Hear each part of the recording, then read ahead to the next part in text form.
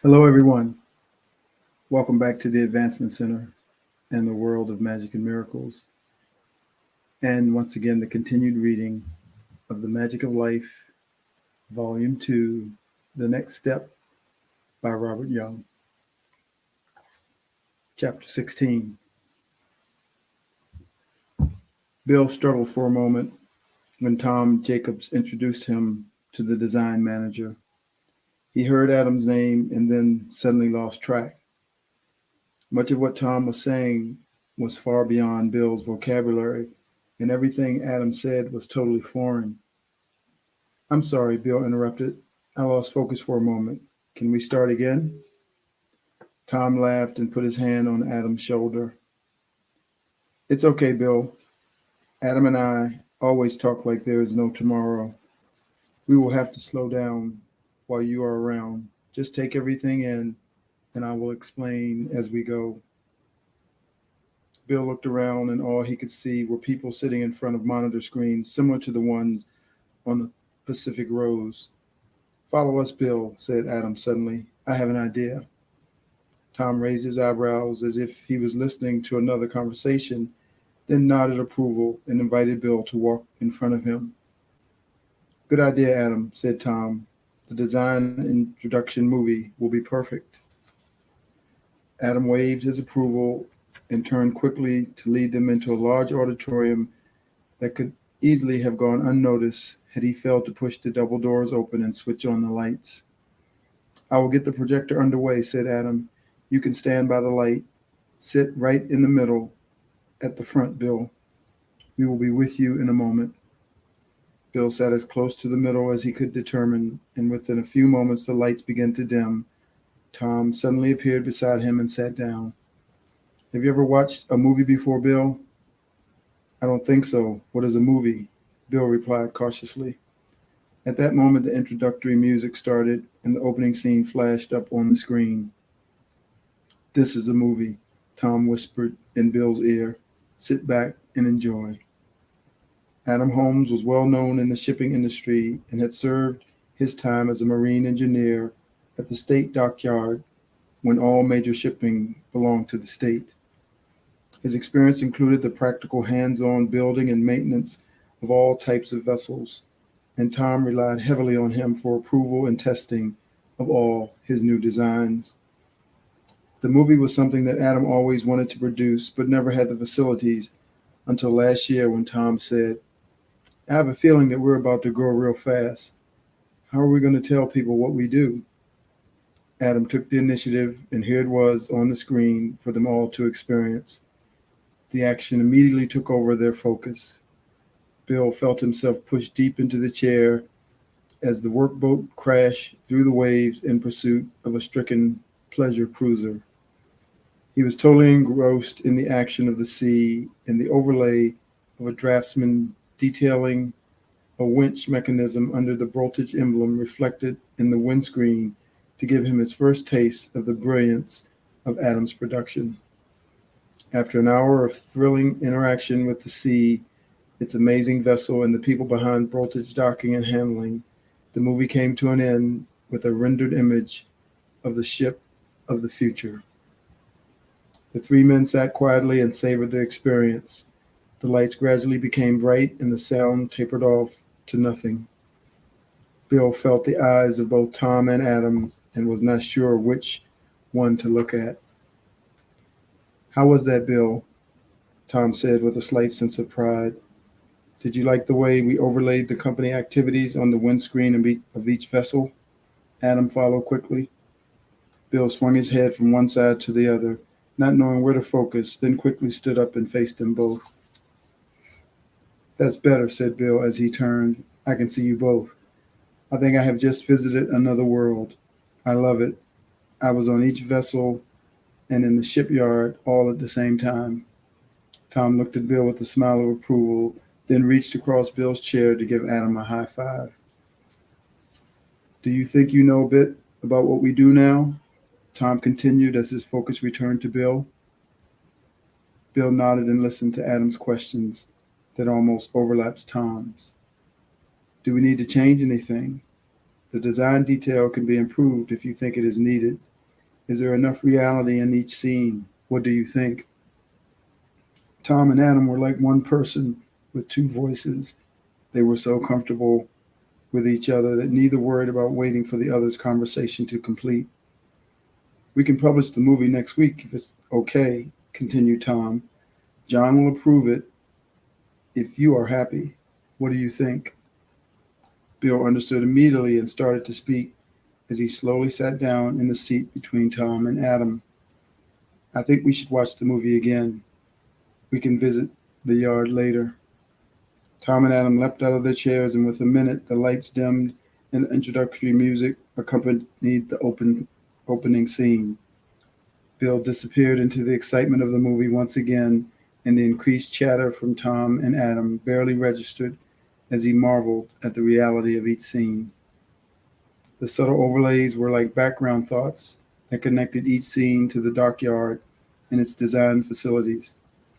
There was a sense of respect for the industry that left Bill in awe of the message that Adam was presenting. As the movie came to an end with the rendered image of ship of the future, Bill broke the silence. I want to be a part of that. Both Tom and Adam leapt out of their chairs and met with a high five in front of Bill. You already are, said Tom. Now we can get on with it. Let's go for that tour. Chapter 17. Heinrich left John's office and headed towards the Pacific Roads.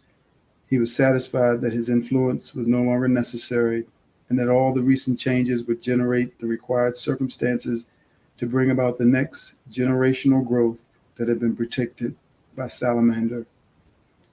The revelation of the secret of Suzanne's origin and her connection with Salamander was inevitable, and the heritage line was obviously revealing itself in pulling all the dimensional family together to fulfill its destiny. The gangway moved slightly as Heinrich and the crew boarded the ship. The support ropes were being let go in final preparation for moving to the international terminal. An air of excitement surrounded the vessel, and all personnel were ready for the move. Hello, Heinrich, said Fred. It looks like it will be a short visit to the terminal. Alf Hartley has agreed to Henry's terms and has submitted all the company details, including his private investments with Hestia Mandela. The legal people are sorting it out, and we can get on with our lives. Heinrich jumped up and threw a fist in the air. Yes, he exclaimed. That means I can return to Norwich. I love it. Let's get this show on the road. Heinrich put his hand on Fred's shoulder and looked him in the eye. Fred smiled, and they both turned and headed for the bridge. The lights flickered slightly as the shore power was disconnected. The captain waited patiently for the all-clear signal from the shore crew. The tugboat was on standby, and everything was ready to go. Message from shore, Heinrich, said the second office. You can take it on the starboard handset.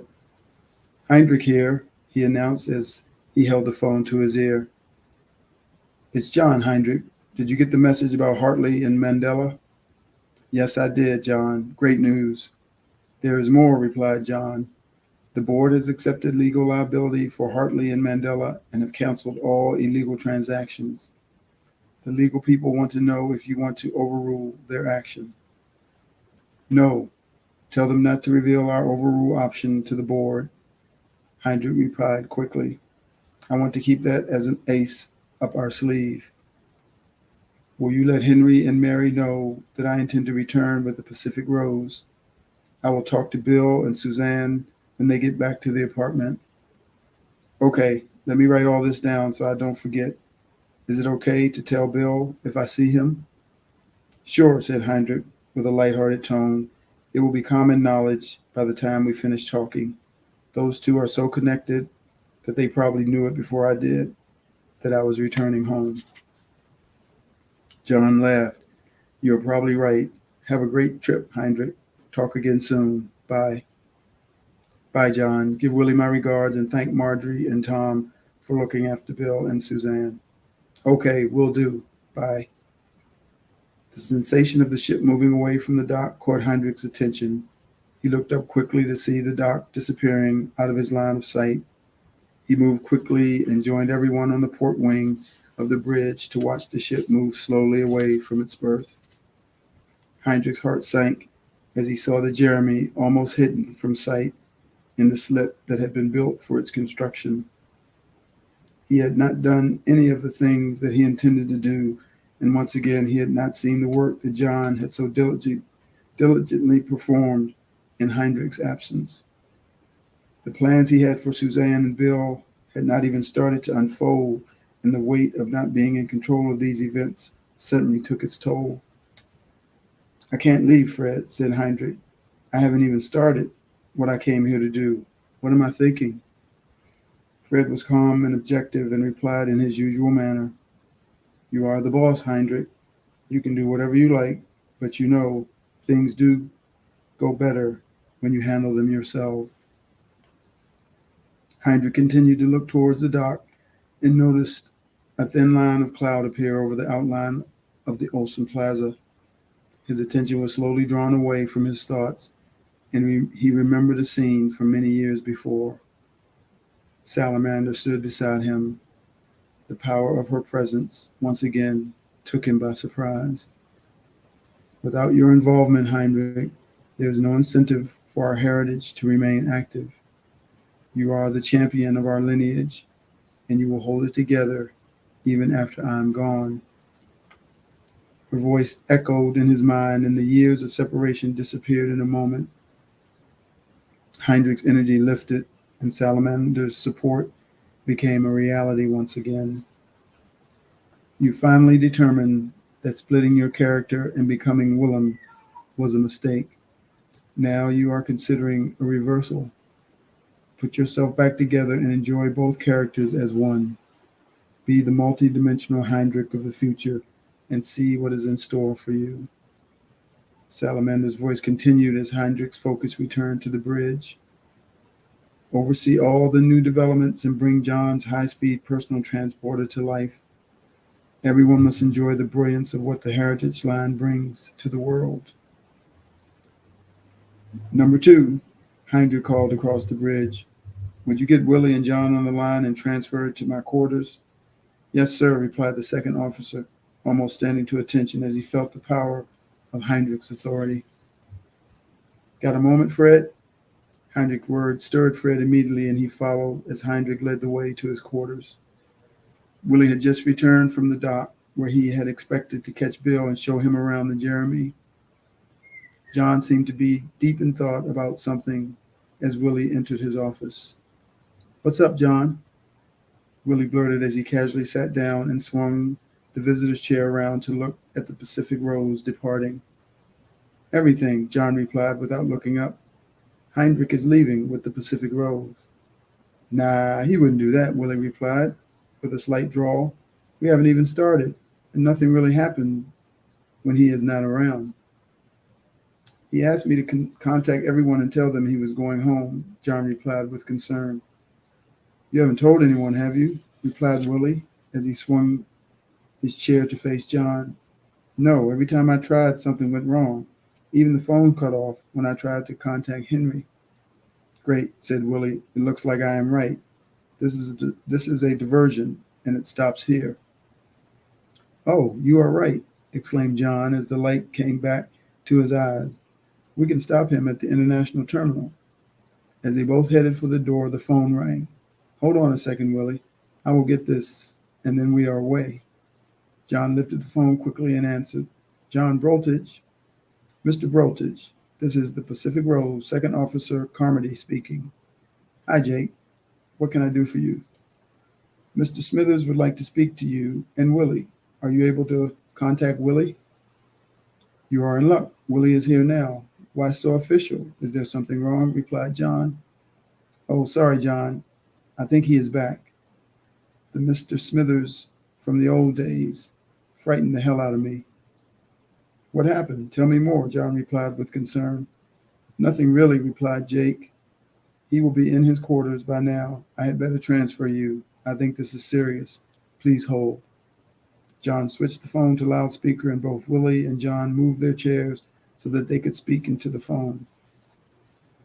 The sound of the phone ringing came through as a low tone in their speaker, and the muffled conversation between Jake and Heinrich was quickly disturbed by a loud click as Jake transferred the call to Heinrich. "Are you there?" came Heinrich's voice quickly. "Yes, this is Willie. I am here as well," John added. "Good," said Heinrich. "I need to talk to you both."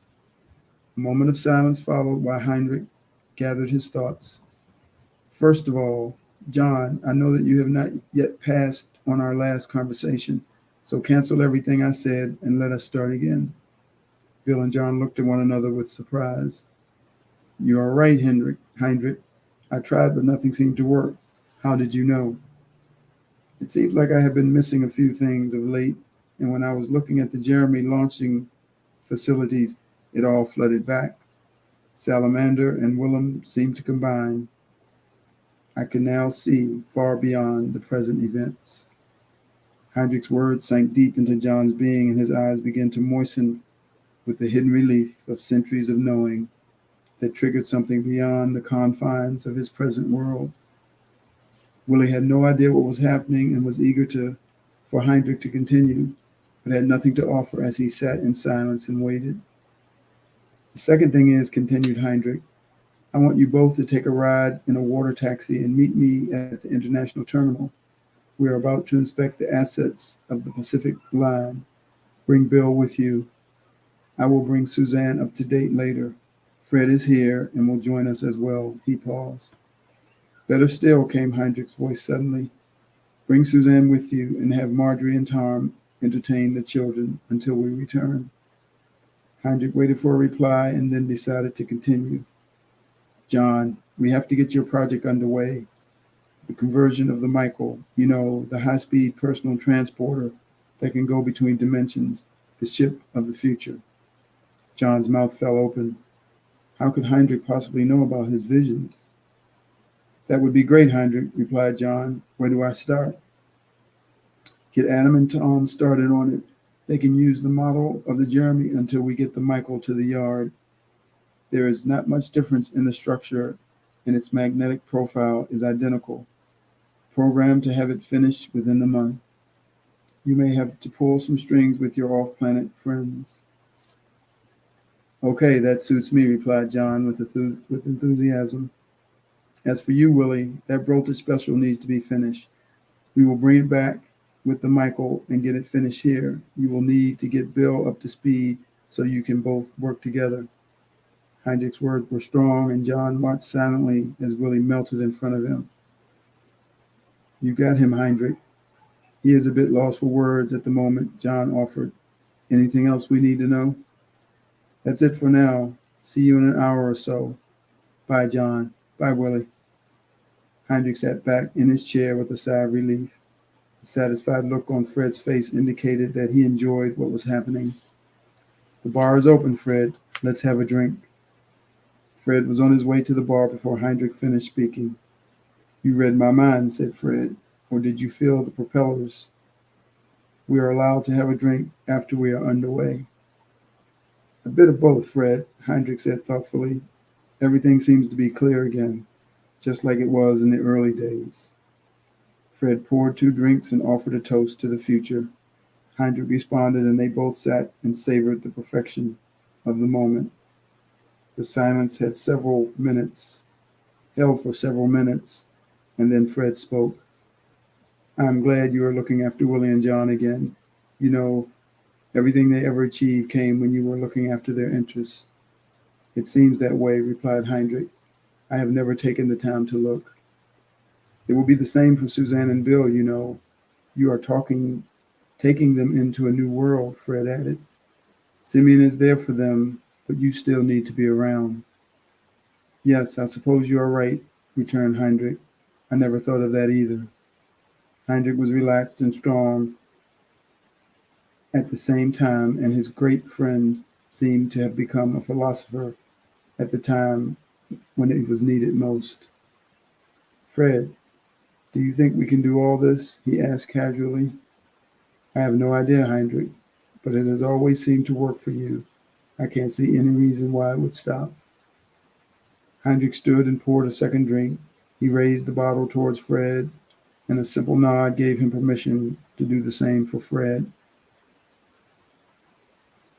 "I think we will have a lot of fun tonight. I hope you have nothing to do for the next couple of days," said Heinrich. "Nothing at all," replied Fred. "I'm at your service."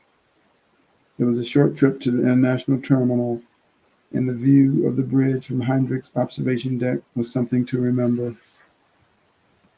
Heinrich had decided to wait for the shore telephone line to be connected before he contacted Hestia Mandela. He wanted the CEO of the Pacific Line to hear him clearly and have no excuse that could be used to distort the conversation. The ship had been at the terminal for 10 minutes before the telltale light illuminated to indicate that a private shoreline was available for Heinrich's use. Within moments, the phone rang and the ship's operator announced that Mr. Mandela was on the line. Heinrich picked up the phone and leaned back in his chair. "Mr. Mandela, I am Heinrich Smithers, representative of the owners of the Pacific Line. How are you?" Hestia Mandela was shocked at the clarity and power of the man on the phone. All his research was shattered in that moment as his response came without the usual plan of manipulation that was his forte. "Heinrich, please call me Hestia. I trust your trip went well." "Yes, it did, thank you. I believe you have been in touch with the owner's legal representative and that everything is clear for my team to inspect the company assets." Heinrich's voice was almost overpowering. He continued, "My associates will arrive by water taxi in about 30 minutes, and we would like to be picked up from the taxi wharf. We will need 4 company-supplied cell phones and 4 company credit cards. 2 of us will stay at the Hilton and adjacent apartments, and the others have accommodation at the Sidney Olsen Plaza. I assume all this can be arranged by the time we reach your office." Hestia was still writing when Heinrich finished and hesitated before answering. He knew this was a sign that Heinrich would be looking for and was not surprised when he spoke again. "Did you get all that, Hestia?" said Heinrich. "Taxi wharf in 30 minutes. Oh, I forgot to mention that there will be 6 people. The Brotich brothers will be joining us. 4 cell phones, 4 credit cards, accommodation for myself and 1 other at the Hilton." Heinrich paused, and this time Hestia was ready. "It is all underway, Heinrich. I was typing it into my secretary as you spoke. Sorry for the slight delay," Hestia continued. "We could meet at the Hilton, cover our initial business, and then dine in my private suite." Heinrich was quick to reply, "That is perfect, Hestia. We would love to join you for dinner. We can inspect the first of our company assets without making an appointment." Hestia went white and shook a little as he replied, "I can see there are a few things we need to talk about," said Hestia, with a slightly devious tone in his voice. "Of course," replied Heinrich. "That is why we are here." Hestia heard the phone go dead and knew that he was dealing with something bigger than he had expected.